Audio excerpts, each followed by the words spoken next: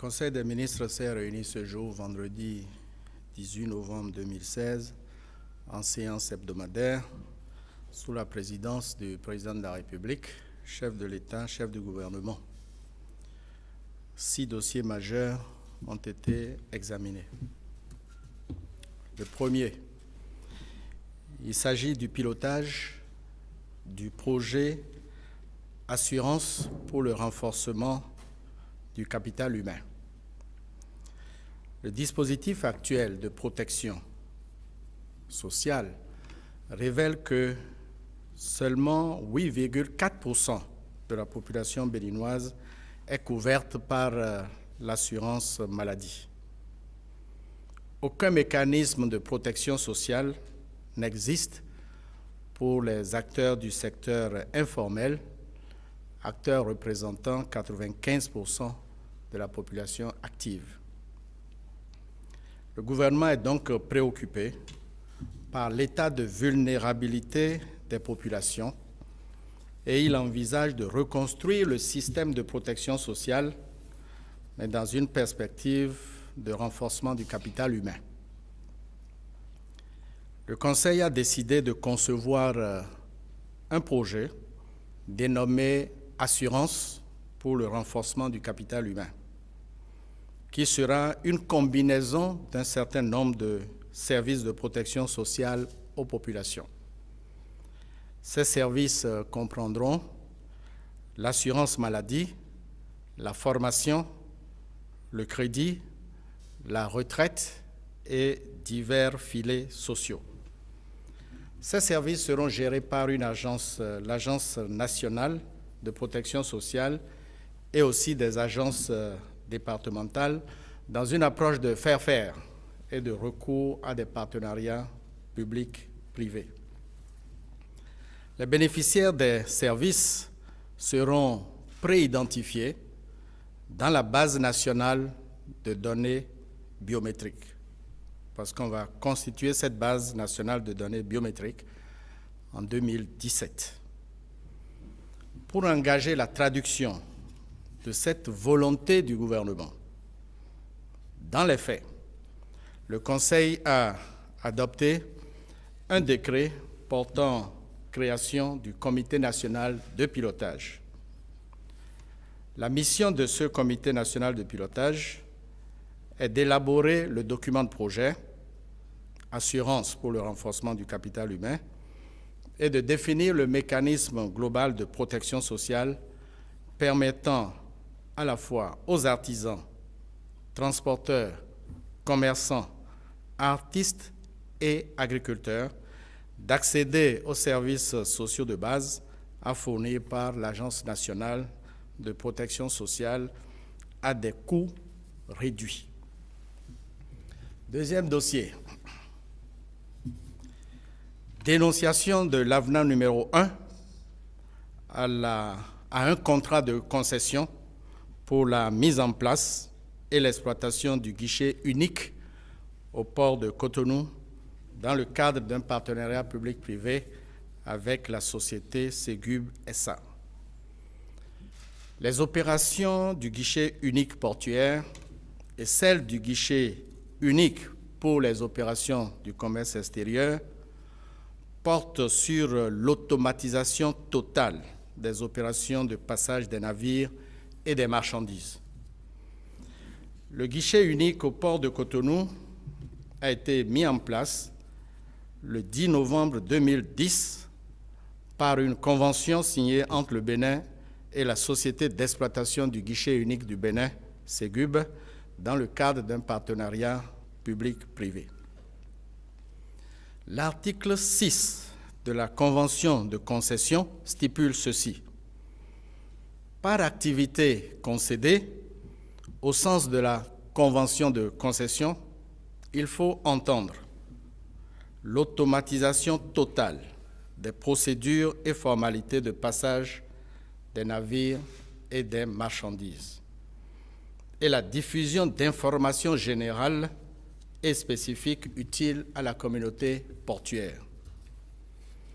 L'article 9, alinéa 3 de la même convention de base dispose Le concessionnaire a l'obligation d'exploiter le guichet unique et de le développer conformément aux standards internationaux admis dans le secteur. Nous étions en novembre 2010. Le 26 novembre 2014, un avenant à la convention de base a été signé entre le Bénin et la société Ségub SA. L'objet de cet avenant est notamment de définir les prestations supplémentaires à la charge de Ségub SA. Mais à la lecture, cet avenant apparaît comme une note explicative de la convention de concession. Cet avenant n'est donc pas généré par une nouvelle activité nécessitant une clause additionnelle et la rémunération nouvelle fixée à 10 000 francs CFA par bordereau de frais uniques au profit de Ségub SA. Et ceci, donc cette rémunération nouvelle de 10 000 francs CFA, est en sus de la somme de 10 000 francs CFA par BFU émis et prévu par le contrat de concession pour l'ensemble des services fournis. L'avenant numéro 1 à la convention de base ne se justifie pas.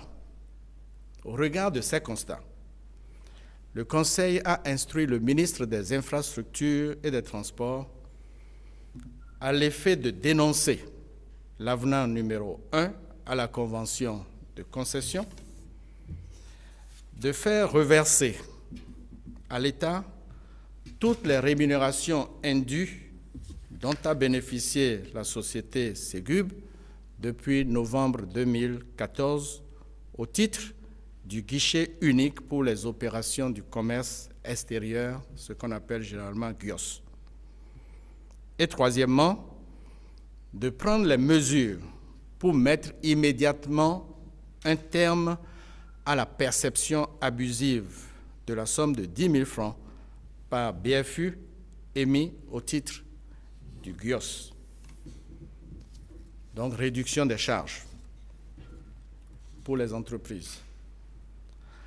Par ailleurs, le Conseil a adopté le projet de décret portant retrait du décret numéro 2015-259 du 15 mai 2015 portant fixation du cadre applicable à la dématérialisation de la liasse documentaire du prédédouanement, objet de la plateforme du GUIOS.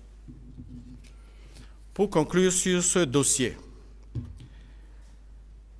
le Conseil a instruit le ministre de la Justice et de la Législation, ainsi que l'agent judiciaire du Trésor, pour engager les procédures judiciaires conséquentes ou subséquentes.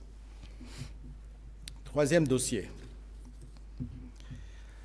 Sécurisation des aéroports du Bénin et délégation de services publics. Le gouvernement a fait l'option d'améliorer la sécurité dans les aéroports en République du Bénin en modernisant son système de contrôle aux frontières des aéroports.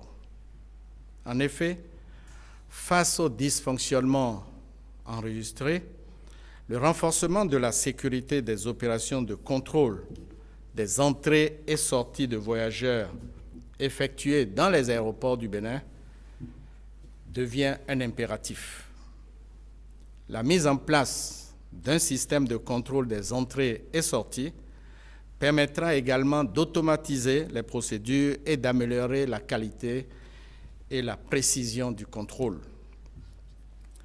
Le Conseil a fait l'option de confier à un concessionnaire spécialisé la tâche de proposer une solution biométrique, d'acquérir et de financer le matériel, d'installer le système qui sera exploité par l'État et ses services habilités, notamment les services en charge de la sécurité des biens et des personnes.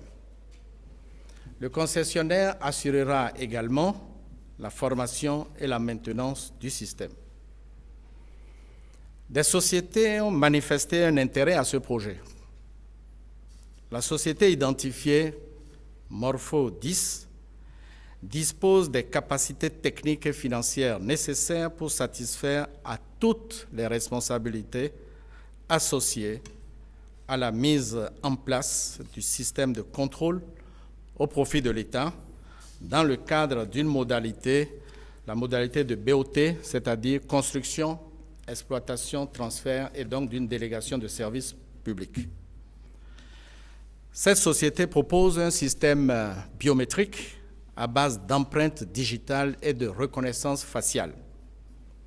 Le système comportera aussi des logiciels et des matériels informatiques permettant de traiter des données personnelles de nature diverse concernant l'ensemble des passagers.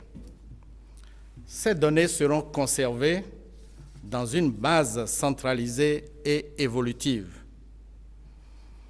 La base restera bien entendu la propriété de l'État béninois et sera hébergée sur le territoire national. Le Conseil a approuvé le projet de concession pour la sécurisation des aéroports du Bénin et a autorisé le ministre des Infrastructures et des Transports, le ministre de l'Intérieur et de la Sécurité et le ministre de l'Économie et des Finances à signer un contrat de concession du type BOT, construire, exploiter et transférer, avec la société Morpho 10 pour consacrer la délégation de services publics.